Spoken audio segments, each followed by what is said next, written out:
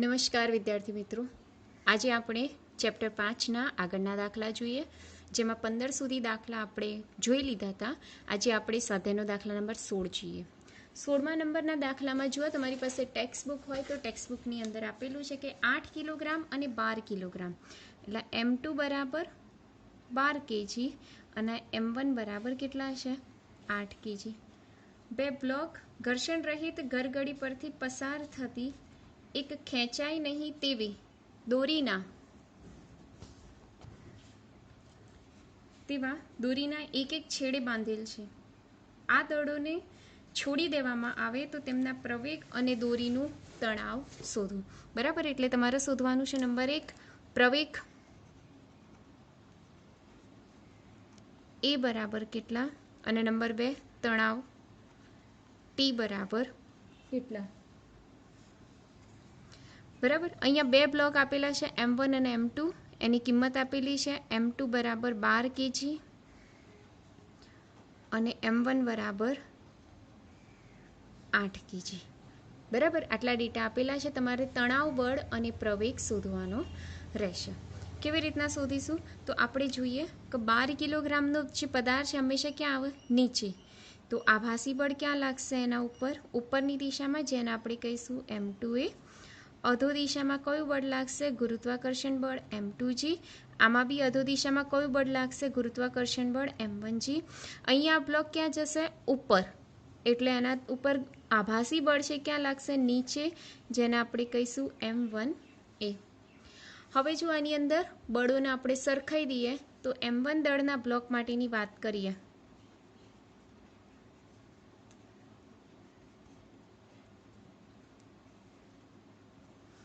M1 દળના block માટેની વાત કરીએ તો કેટલા બળો લાગે છે? તો ઉપરની દિશામાં T છે, નીચેની દિશામાં M1A વત્તા M1G.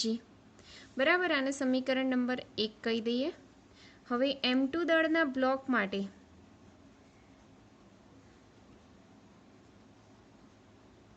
કયા કયા બળો લાગે છે? ઉપરની દિશામાં T વત્તા M2A અને નીચેની દિશામાં M2G. M2A પેલી બાજુ આવે એટલે T બરાબર શું થશે? M2G minus M2A. સમીકરણ નંબર 2.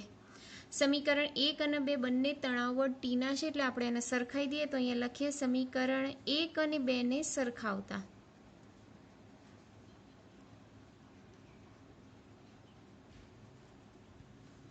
ચલો સરખાવો તો અહીંયા શું થશે?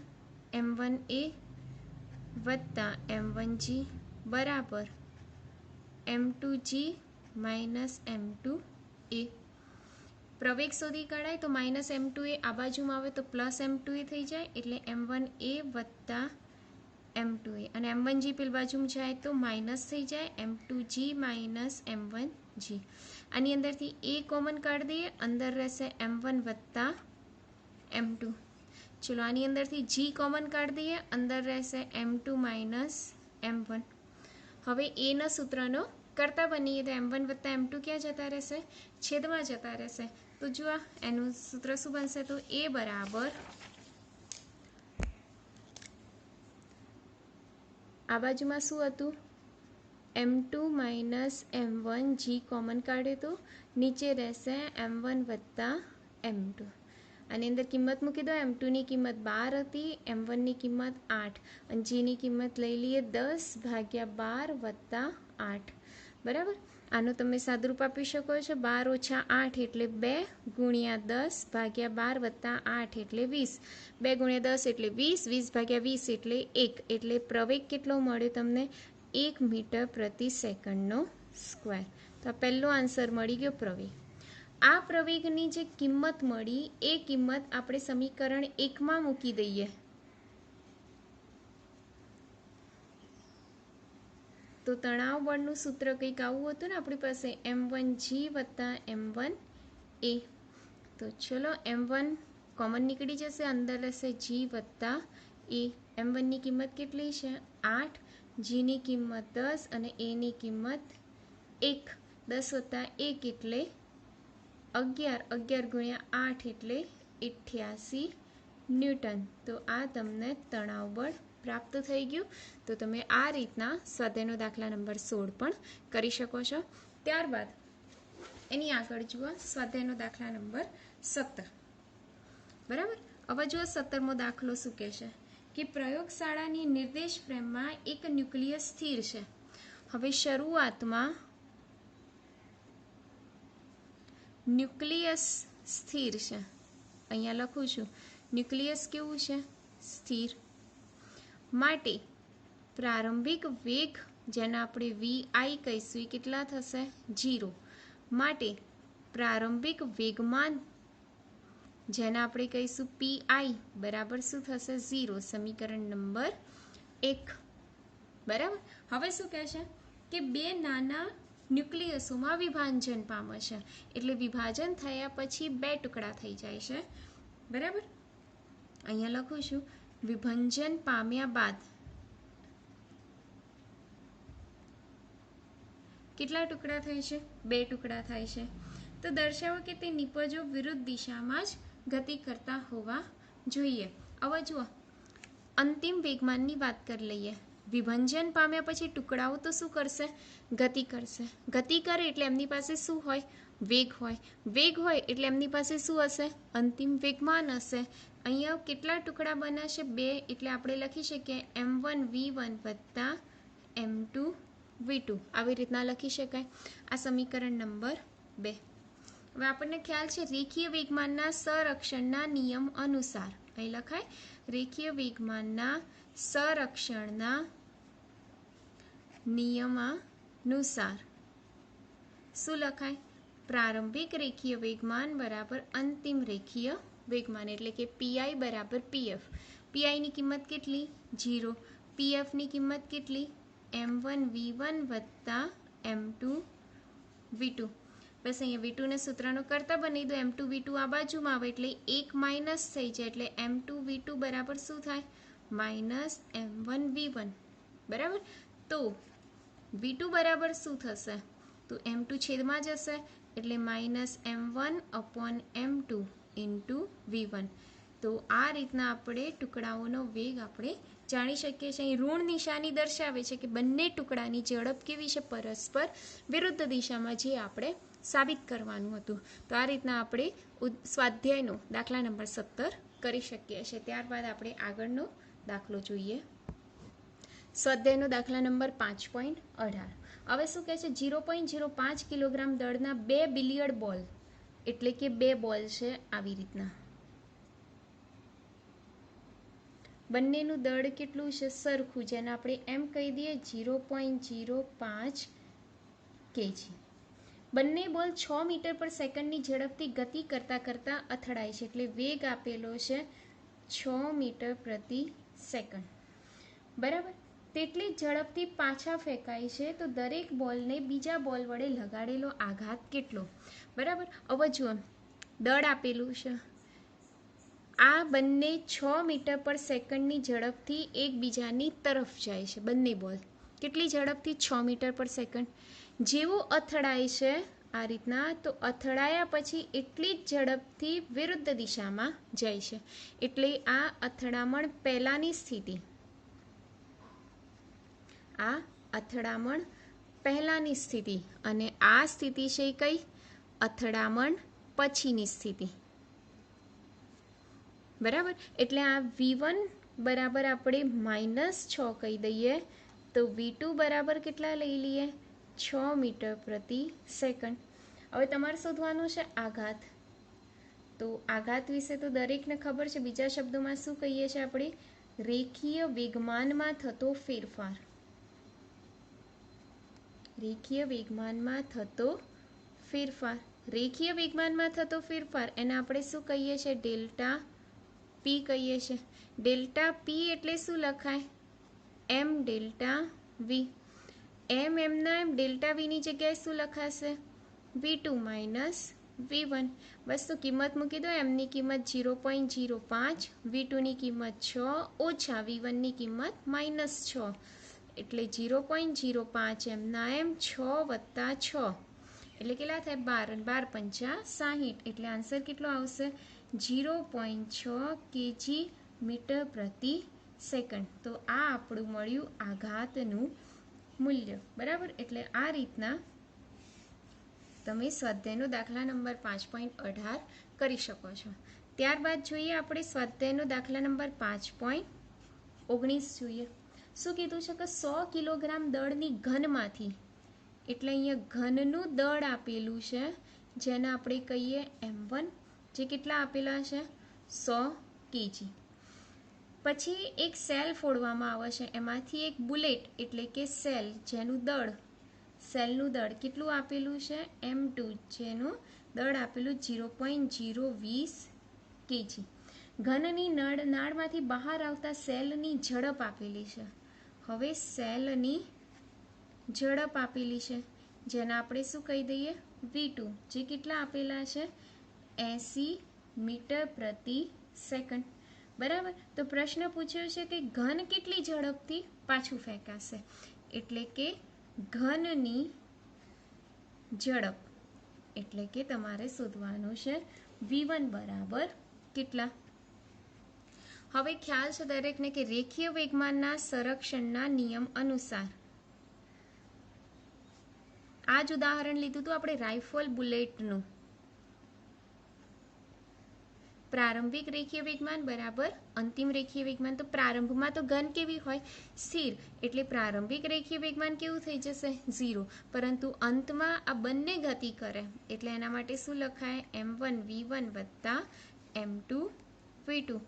બસ M2 V2 ના બરાબર શું લખાય માઇનસ M1 V1. હવે જો V2 ને કરતા બનાવી દો તો V2 બરાબર શું થશે માઇનસ M1 V1 ભાગ્યા M2. બસ કિંમત મૂકી દો. M1 ની કિંમત કેટલી લેવાની આપણે 100, V1 અહીંયા V1 શોધવાના છે, તો V1 ના સૂત્રનો કરતા બનાવીએ. જુઓ V1 ને કરતા બનાવીએ તો M2 V2 આ બાજુમાં આવો તો સેટ ચેન્જ કરી દઈએ. શું લખાશે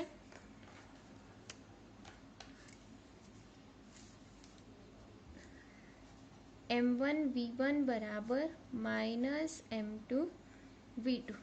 તો V1 બરાબર માઇનસ M2 V2 ભાગ્યા M1. કિંમત મૂકી દો. M2 ની કિંમત કેટલી છે તો M2 ની કિંમત 0.02, V2 ની કિંમત કેટલી છે 80 અને M1 ની કિંમત કેટલી 100. તો અહીંયા સાદું રૂપ આપી દો 80 ગુણ્યા 0.02 એટલે 8 દૂની 16, એટલે આવશે આન્સર 0. કેટલો આવશે તો જુઓ ગણતરી કરો તો 0.0 નહીં તો 0 કેન્સલ કરી દો એટલે 0.02 ગુણ્યા 8 એટલે 8 દૂની 16, એટલે 0.16 ભાગ્યા 10 કરી દો એટલે 0.016 મીટર પ્રતિ સેકન્ડ. આ તમને મળશે ઘનની ઝડપ. આટલી ઝડપથી એ પાછું ફેંકાશે. તો આ રીતના આપણે સ્વાધ્યાયનો દાખલા નંબર 19 પણ પૂરો કરી શકીએ છીએ. ત્યારબાદ જોઈએ આપણે સ્વાધ્યાયનો દાખલા નંબર 20.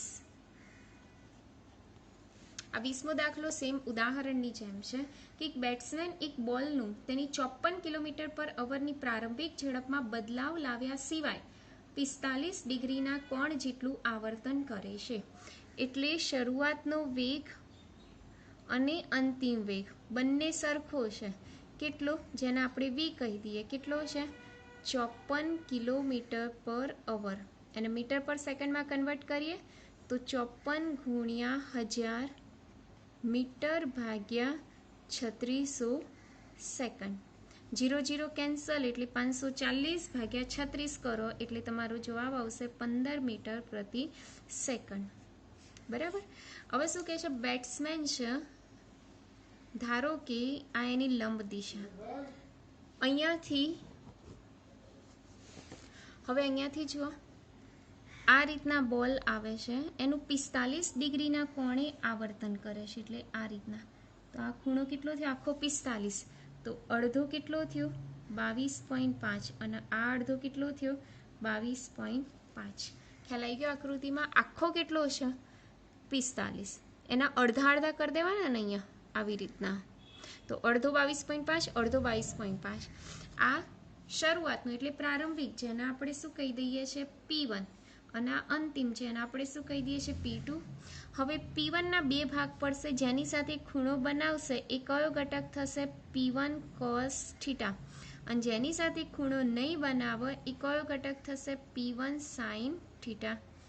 અહીંયા બી જોઈ લો, P2 ના બે ભાગ પડશે, જેની સાથે ખૂણો બનાવશે એ કયો ઘટક? P2 cos θ. અને જેની સાથે ખૂણો નહીં બનાવે એ કયો થશે? P2 sin θ. ખ્યાલ આવી ગયો? હવે આ વસ્તુ છે. હવે જુઓ, પ્રારંભિક જે રેખીય વેગમાન છે P1, બરાબર, એ કયા ચરણમાં કહેવાય? આમ તો પહેલા જ ચરણમાં કહેવાય. તો પ્રથમ ચરણમાં જો પ્રારંભિક રેખીય વેગમાન લખવું હોય, જેને આપણે P1 કહી દઈએ, તો જુઓ પહેલું એ પ્રથમ ચરણમાં આમ જાય, સીધે સીધું આમ જાય એટલે કયું ચરણ કહેવાય? પ્રથમ ચરણ. પ્રથમ ચરણમાં x અને y બંને કેવા હોય? ધન હોય. x અને y બંને કેવા હોય? ધન હોય. એટલે આપણે પહેલા બંને કેવા લઈ લઈએ? ધન. એટલે અહીંયા લખી શકીએ P1 cos θ વત્તા P1 sin θ. બરાબર. હવે P2 ની વાત કરી લઈએ, તો P2 જુઓ આમ જાય છે, આમ એટલે કયું ચરણ કહેવાય? બીજું ચરણ. બીજા ચરણમાં y ધન હોય પરંતુ x કેવું હોય? ઋણ. એટલે અહીંયા લખું છું x ઋણ હોય ને, એટલે માઇનસ P2 cos θ અને વત્તા P2 sin θ. ખ્યાલ આવી ગયો દરેકને? હવે જુઓ અહીંયા શું લખીએ કે રેખીય વેગમાનના સંરક્ષણના નિયમ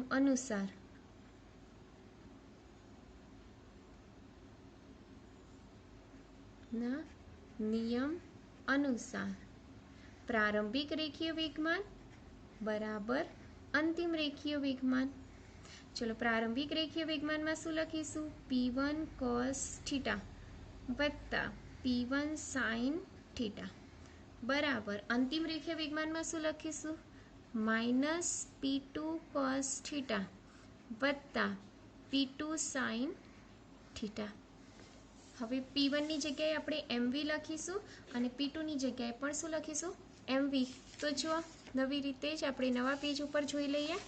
તો જુઓ અહીંયા તમને દેખાશે, હું અહીંયા આ રીતના સહેજ આમ લખું એટલે તમને ખાસ દેખાય. આ જે P1 છે, કારણ કે આપણે M1 V1 લખાય, પણ અહીંયા બંને માટે કેવું છે? સરખું. એટલે અહીંયા MV લખીશું cos θ વત્તા MV sin θ બરાબર MV cos θ વત્તા MV sin θ બરાબર. ખાલી આ માઇનસ છે તો બંને બાજુ MV sin θ અને MV sin θ સરખું છે ને, એટલે કેન્સલ થઈ જાય. તો અહીંયા શું રહેશે? MV cos θ વત્તા MV cos θ બરાબર 0 થઈ જશે. MV cos θ વત્તા MV cos θ એટલે કુલ રેખીય વેગમાન શું થશે? 2MV cos θ. ખ્યાલ આવે? એટલે આ જે મળશે આની અંદર તમે કિંમત મૂકી દો, બળનો આઘાત. તો કિંમતો મૂકો, શું મૂકશો? તો જુઓ 2M ના M, Mની કિંમત કેટલી આપેલી છે? તો 0.15. Vની કિંમત કેટલી છે? આપણે શોધી 15 અને cos 22.5. cos 22.5ની તમે પાછળ જુઓ, મેં તમને શીખવાડ્યું તો એવી રીતના, તો કંઈક 0.9239 પ્રાપ્ત થશે. તો આ તમારો બળનો આઘાત રહેશે. અહીંયા લખું છું બળનો આઘાત. તો આની અંદર ગુણાકાર કરી દો, જે બી આન્સર આવશે એનો એકમ કયો રહેશે? ન્યૂટન ઇન્ટુ સેકન્ડમાં રહેશે. તો આ રીતના તમે સ્વાધ્યાયનો દાખલા નંબર 20 સરળતાથી કરી શકો છો. ત્યારબાદ આગળનો દાખલો જોઈએ. ચેપ્ટરનો આપણે છેલ્લો દાખલો જોઈ લઈએ. સ્વાધ્યાયનો દાખલા નંબર 5.21. જો રકમ ખાસ એની અંદર કે દોરીના એક છેડે બાંધેલા 0.25 કિલોગ્રામ દળના, એટલે દળ આપેલો છે M બરાબર 0.25 kg. ત્રિજ્યા આપેલી છે R બરાબર 1.5 મીટર. 40 રિવોલ્યુશન પર મિનિટ બરાબર. એટલે ઓમેગા આપેલું છે તમને 40 રિવોલ્યુશન પર મિનિટ. હવે જો આ થોડુંક નવું છે. રિવોલ્યુશન એટલે પરિભ્રમણ. એક પરિભ્રમણ પૂરું કર આવી રીતના, તો કેટલા રેડિયન પૂરા થયા કહેવાય? 2π. તો એક રિવોલ્યુશન એટલે 2π રેડિયન થાય. 1 મિનિટ એટલે 60 સેકન્ડ થાય. 0 0 કેન્સલ, 2 તાલી 6 એટલે 4/3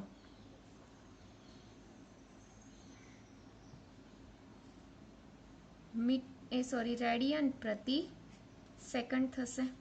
બરાબર. તો આ તમને શું મળ્યું? ઓમેગા. ત્યારબાદ શું લખેલું છે કે ઝડપથી ગુમાવવામાં આવે તો દોરીમાં તણાવ કેટલું, એટલે તણાવ શોધવાનું છે. ટી બરાબર કેટલું? જો દોરી મહત્તમ 200 ન્યૂટનનું તણાવ ખમી શકે, પહેલાં આ વસ્તુ શોધી નાખીએ, પછી આ નંબર 1 શોધી નાખીએ. શું કહે છે અહીંયા? એક દોરી લટકાયેલી છે અને દોરીના છેડે એક બ્લોક લટકાયેલો છે જે સતત શું કરે છે? વર્તુળાકાર માર્ગે ગતિ કરે છે આવી રીતના. બરાબર. એટલે આ બ્લોકનું અધો દિશામાં બળ કયું લાગશે? mg. અને આ બળ કયું લાગશે? તણાવ બળ. હવે અહીંયા નિયમિત વર્તુળમય ગતિ કરે છે. બરાબર. ઝડપથી ગુમાવવામાં આવે છે. તો ઇન્સર્ટ અહીંયા કેન્દ્રથી દૂરની તરફ આપણે mg લઈ અને અહીંયા કઈ લઈ લઈએ? mv²/r લઈ લઈએ, એટલે કે કેન્દ્રગામી બળ લઈ લઈએ. તો આ બ્લોક પર બે બળો લાગશે. એક નીચેની દિશામાં કયું છે? mv²/r. અને ઉપરની દિશામાં કયું છે? તણાવ બળ T. હવે ઓમેગા આપેલા છે તો એના ઉપરથી આપણે v શોધી નાખીએ. તો v નું સૂત્ર કયું છે? r ઓમેગા છે. v બરાબર શું લખીએ છીએ? r omega. તો ચલો એમના એમ v² ની જગ્યાએ શું લખીશું? r² ઓમેગા² r બરાબર t. તો ચલો r કેન્સલ, એટલે t બરાબર શું રહેશે? mr ઓમેગા². બસ એમની કિંમત કેટલી છે તમારી પાસે? 0.25. આરની કિંમત 1.5 અને ઓમેગાની કિંમત કેટલી શોધી? 4/3 નો વર્ક કરી દેવાનો અને એની અંદર કિંમત મૂકી દો. જે બી આન્સર આવશે એનો એકમ કયો રહેશે? ન્યૂટન. કારણ કે આપણે શું શોધ્યું છે? તણાવ બળ ટી શોધી નાખ્યું છે. તો આ રીતના તમે 5.21 એટલે કે એનો પહેલો આન્સર તમે કરી શકો છો. હવે એવું લખ્યું છે કે જો દોરી મહત્તમ 200 ન્યૂટનનું તણાવ ખમી શકે. હવે શું કહે છે? ટી આપી દીધો છે, તો વેગ કેટલો? હવે તમને શું આપી દીધું છે? ટી. એટલે આનું આ સૂત્ર, પણ ક્વેશ્ચન બદલાઈ ગયો. શું કહે છે? જુઓ નંબર 2. જો મહત્તમ તણાવ એટલે કે એને આપણે કહી દઈએ ટી મેક્સિમમ બરાબર કેટલું આપેલું છે? 200 ન્યૂટન. તો મહત્તમ વેગ એટલે કે v મેક્સિમમ બરાબર કેટલા? તો સૂત્ર એનું એ જ વાપરવાનું. કયું? t બરાબર mv²/r. ટીની જગ્યાએ જો તમે ટી મેક્સિમમ લખો તો વીની જગ્યાએ શું લખવું પડે તમારે? v મેક્સિમમનો સ્ક્વેર અને ભાગ્યા r. તો ચલો v મેક્સિમમનો સ્ક્વેર સૂત્રનો કરતા તો r ગુણાકારમાં જશે ટી મેક્સિમમ અને ભાગ્યા એમ ક્યાં આવશે? ભાગાકારમાં. તો v મેક્સિમમ બરાબર વર્ગમૂળમાં r ગુણ્યા ટી મેક્સિમમ અને ભાગ્યા એમ. કિંમતો મૂકી દો. r ટી મેક્સિમમ અને એમની કિંમત મૂકી દો. જે બી આન્સર આવશે એકમ કયો રહેશે? મીટર પ્રતિ સેકન્ડમાં. તો આ રીતના આપણે સ્વાધ્યાયના સંપૂર્ણ દાખલા સરળતાથી કરી શકીએ છીએ. તમે લોકો તમારી નોટબુકમાં ઉતારી દેશો. નેક્સ્ટ લેક્ચરથી આપણે ચેપ્ટર 6 સ્ટાર્ટ કરીશું. ત્યાં સુધી થેન્ક યુ.